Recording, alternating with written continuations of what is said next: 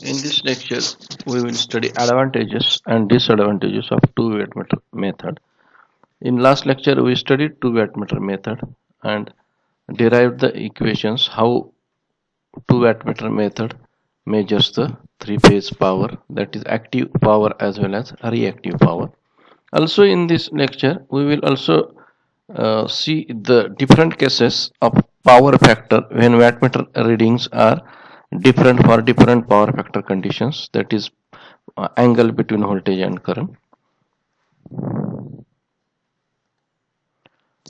First we will see the advantages of 2wattmeter method that we have studied in last lecture.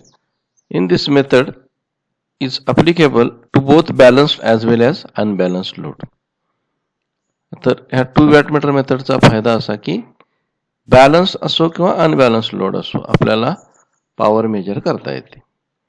दुसरा फायदा असा की neutral point star connected लोडचा पाहिजेच असं काही या मेथडमध्ये आपल्याला गरज दिसत नाही. हा दुसरा फायदा. तिसरा, in delta connected load one phase need not to be required for connecting the wattmeter. म्हणजे डेल्टा कनेक्शनसाठी 1 वॅटमीटर मेथडला आपण जे वापरत होतो तसं काही करायची पण गरज नाही. चौथा फायदा, only 2 wattmeters are required are sufficient to measure power of 3 phase circuit. म्हणजे 3 वॅटमीटर मेथडमध्ये आपल्याला 3 वॅटमीटर वापरायला लागत होते, त्यापेक्षा 2 वॅटमीटरनेच आपल्याला पूर्ण 3 फेज पॉवर सर्किटची पॉवर मेजर करता येते. If load is balanced then we can measure power factor also correctly in this method. तर ह्या पॉवर फॅक्टर कसं मेजर करायचं याचं इक्वेशन आपण नंतर डिराईव्ह करूया याच्या पुढे. Total reactive power can also be determined in 2 wattmeter method. आपण बघितलं होतं की ह्याचं पण इक्वेशन आपण लिहिलं होतं मागच्या लेक्चरमध्ये. Disadvantages, this method is not applicable for 3 phase 4 wire system. आता 2 वॅटमीटरचं व्ही टर्मिनल तिसऱ्या फेजला आपण कॉमन करत होतो, त्यामुळे इथं 3 फेज 4 वायर सिस्टीम मध्ये ही मेथड वापरता येणार नाही. The signs of W1 and W2 must be properly recorded, otherwise it leads to incorrect power calculation. तर हा डिसएडव्हान्टेज असा की W1 पॉझिटिव्ह आहे की कोण पॉझिटिव्ह आहे या दोन्हीतला आणि कोण निगेटिव्ह आहे ते रिडिंग सबस्ट्रॅक्ट करायला पाहिजे. नाहीतर आपल्याला सतत W1 प्लस W2 करायची सवय लागली तर आपण चुकीचं रिडिंग पॉवर कॅल्क्युलेट करू. आता आपण पाहायचं आहे की effect of power factor on wattmeter reading in 2 wattmeter method. आता आपण मागच्या लेक्चरमध्ये अशी 2 इक्वेशन डिराईव्ह केली होती फॅक्टर डायग्रामवरून. W1 equal to VL IL cos of 30 degrees minus phi आणि W2 equal to VL IL cos of 30 degrees plus phi. आता आपण पॉवर फॅक्टरच्या 4 कंडिशन्स बघूया. म्हणजे cos phi equal to power factor 0 आहे असं ॲझम्पशन केलं. 0 आहे म्हणजेच काय, कॉस ऑफ 90 इज 0 म्हणजे फाय इक्वल टू 90 डिग्रीज आहे. आता ही पहिली केस ॲझम्पशन करून W1 आणि W2 काय रिडिंग देतील बघूया. तर W1 VL IL cos of 30 degrees minus five cos of 30 degrees minus 90 degrees म्हणजेच काय, कॉस ऑफ मायनस 60 डिग्रीज. आता कॉस ऑफ म्हणजे 60 डिग्रीज काय आहे तर हाफ आहे. मग हे मायनस जे आहे ते तुम्हाला इथं प्लस रिडिंग देईल. VL म्हणजे plus half of VL IL हे W1चं रिडिंग असेल. आता W2 मध्ये VL IL cos of 30 degrees plus five, तर इथं 30 डिग्रीज प्लस 90 डिग्रीज टाकलं तर कॉस ऑफ 120 डिग्रीज येईल. आता कॉस ऑफ 120 डिग्रीज आपण कॅल्क्युलेटर बघितलं तर ते सुद्धा हाफच येतं, मात्र मायनस येतं. लक्षात घ्या, कॉस ऑफ म्हणजे मागच्या या इक्वेशन मध्ये कॉस ऑफ मायनस 60 डिग्रीज हे प्लस हाफ देते, हाफ VL. त्यामुळे W1 पॉझिटिव्ह पॉवर दाखवेल आणि W2 आपल्याला निगेटिव्ह पॉवर दाखवेल. याच्यावरून आपण असा विचार करू शकतोय की from W1 and W2 it is clear that at 0 power factor 1 wattmeter reads positive power. बघितलं आपण W1 पॉझिटिव्ह पॉवर दाखवत होतं, half of VL IL, and 1 wattmeter reads negative power. म्हणजे दोन्ही इक्वल दाखवतात मात्र अपोजिट दाखवतात. म्हणजेच काय की total power W equal to W1 plus W2 equal to 0. आता सरळ साधी गोष्ट आहे, it shows for purely inductive or purely capacitive load average power और ऍक्टिव्ह पॉवर इज 0. आता आपण ह्या इक्वेशनवरनं काय एक सरळ साधा विचार केला की प्युअरली इंडक्टिव्ह लोड कधीच पॉवर ऍब्सॉर्ब करत नाही ऍक्टिव्ह पॉवर, आणि प्युअरली कॅपॅसिटिव्ह लोड सुद्धा कधीच पॉवर ऍब्सॉर्ब करत नाही ऍक्टिव्ह पॉवर. त्यामुळे आपल्याला रिडिंग 0च मिळणार दोन्ही टोटल थ्री फेज पॉवरचं W1 plus W2 equal to 0. तर अशा पद्धतीने आपण पहिली केस पाहिली. आता दुसरी केस असा विचार करूया की पॉवर फॅक्टर हाफ आहे. आता 0.5 कधी आहे तर फाय 60 डिग्रीज असेल त्याच वेळी कॉस फाय 0.5 असेल. आपण कोसाइन ऑफ म्हणजे फायचा टेबल लक्षात आपल्या असायला पाहिजे. तर कॉस 60 डिग्रीज इक्वल टू 0.5, मग फाय इक्वल टू 60 डिग्रीज. आता आपण या W1 equal to VLL cos of 30 degrees minus phi मध्ये फाय पुट केलं 60 डिग्रीज. 30 मायनस 60 म्हणजे किती आलं -30.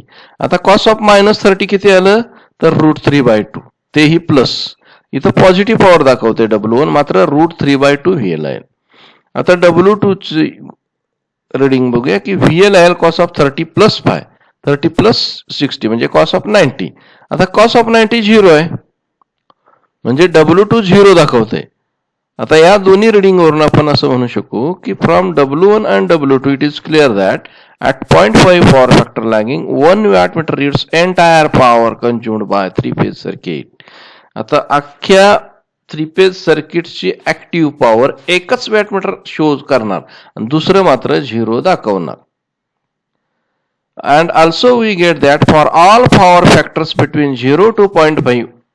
आता पहिली केस जी होती पॉवर फॅक्टर 0 ची आणि आताची 0.5, wattmeter W1 shows positive reading and W2 shows negative reading. आता ही गोष्ट सगळ्यात महत्वाची. पॉवर फॅक्टर 0 to 0.5 मध्ये एक वॅटमीटर W1 सतत पॉझिटिव्हच रिडिंग दाखवणार आहे आणि दुसरं मात्र निगेटिव्ह दाखवणार. याच्यावरून आपण काय विचार करायचा की जर पॉवर फॅक्टर असा कमी असेल तर W1 चं M आणि L कनेक्शन काय इंटरचेंज करायची गरज नाही. मात्र आता W2 निगेटिव्ह रिडिंग म्हणजे पॉइंटर जर उलट्या दिशेला जायला लागला वॅटमीटरचा तर आपल्याला M आणि L ची कनेक्शन इंटरचेंज करायला पाहिजे. म्हणजे फेज जोडायला पाहिजे L ला आणि M मेन टर्मिनल आहे ते जोडायला पाहिजे लोडला. म्हणजे असं हे M आणि L आपण इंटरचेंज करू. आता आपण तिसरी केस बघूया.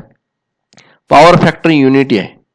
युनिटी आहे म्हणजेच काय कॉस ऑफ 0 इक्वल टू 1 म्हणजेच पॉवर फॅक्टर अँगल किती आहे 0 म्हणजे व्होल्टेज आणि करंट इन फेज आहेत.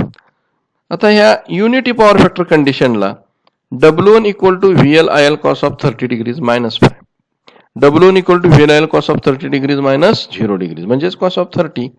मग cos 30 किती आहे तर √3/2. तर W1 पॉझिटिव्ह पॉवर दाखवते √3/2 VLIL आणि W2 equal to VLIL cos of 30 degrees plus 5. तर काय W2 equal to VL cos of 30 degrees plus 0 degrees म्हणजेच ते पुन्हा cos of 30 डिग्रीज म्हणजे हेही W2 इक्वल टू √3/2 VLIL एवढंच दाखवेल पॉझिटिव्ह पॉवर.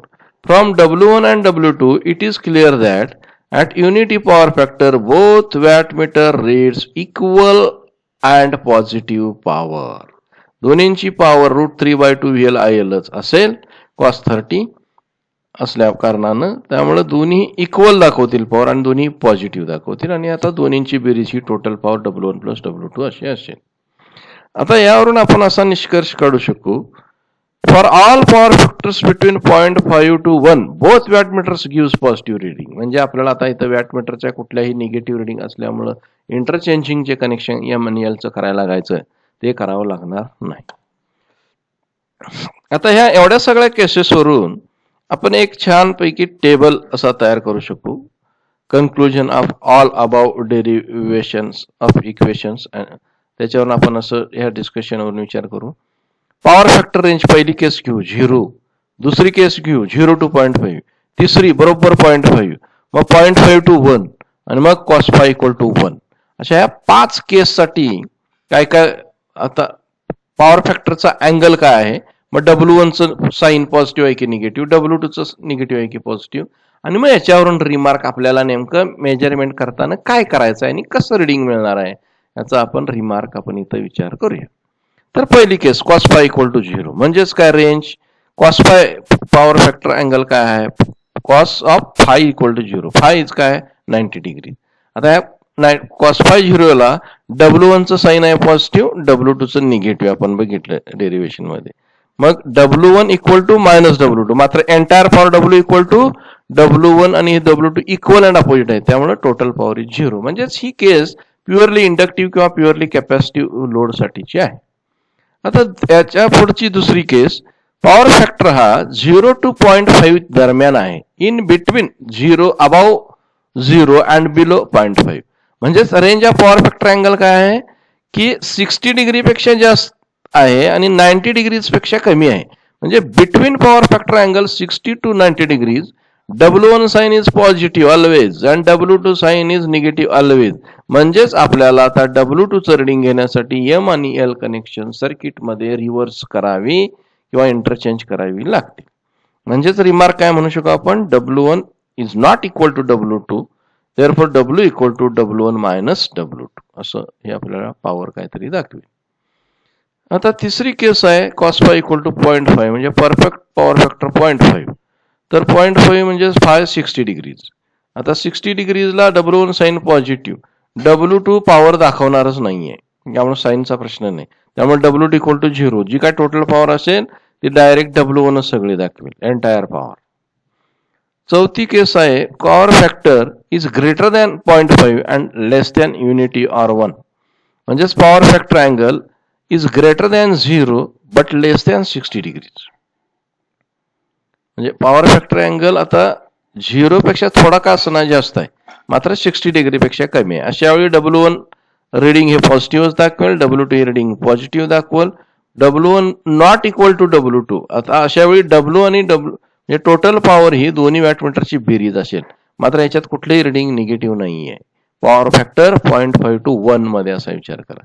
आता परफेक्ट युनिटी पॉवर फॅक्टरसाठी पॉवर फॅक्टर अँगल आहे 0 डिग्री, म्हणजेच इन फेज आहेत, रेजिस्टिव्ह सर्किट आहे, दोन्ही वॅटमीटर पॉझिटिव्ह रिडिंग दाखवत आहेत आणि दोन्हींची बेरीज आपल्याला, आणि W1 इक्वल टू W2 आहे हेही महत्वाचं, त्यामुळे डबल येईल reading, W equal to W1 plus W2. आता दोन्ही इक्वल असल्यामुळे कुठल्या तरी एकाची दुप्पट म्हणजेच टोटल पॉवर असेल. हे रेजिस्टिव्ह पॉवर सर्किट रेजिस्टिव्ह सर्किटसाठीच आपल्याला रिडिंग मिळेल. दोन्ही इक्वल असतील आणि दोन्हीपैकी कोणीही निगेटिव्ह नसेल, दोन्हींची बेरीज आपल्याला टोटल पॉवर देईल. तर अशा पद्धतीने आपण ह्या 5 केसेसमध्ये हा effect of power factor angle on two wattmeter method study केला.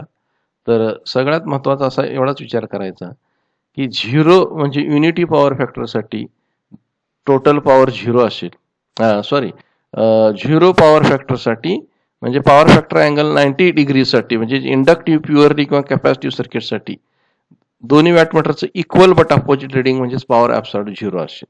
आणि रेजिस्टिव्ह सर्किटमध्ये आपल्याला W1 इक्वल टू W2 अशी दोघींची इक्वल आणि पॉझिटिव्ह रिडिंग मिळतील. तर ह्या इन बिटवीन 0 to 0.5 ची केस आपण इथं लिहिलेली आहे आणि 0.5 to 1 च्या दरम्यानची केस आपण आता इथं लिहिलेली आहे. तर above power factor between 0.5 to 1 आपल्याला दोन्ही वॅटमीटर पॉझिटिव्ह रिडिंग देतात आणि from power factor 0 to 0.5 wattmeter हे एक निगेटिव्ह दाखवतं, त्यामुळे कनेक्शन रिव्हर्स करावं लागतं. तर हे एक रिमार्क आपल्यासाठी लॅबोरेटरी किंवा प्रॅक्टिकलच्या दरम्यान लक्षात ठेवूया की जर पॉवर फॅक्टर 0 to 0.5 असेल तर एक वॅटमीटर जे निगेटिव्ह दाखवते त्याचं कनेक्शन रिव्हर्स करणं. Okay, thank you.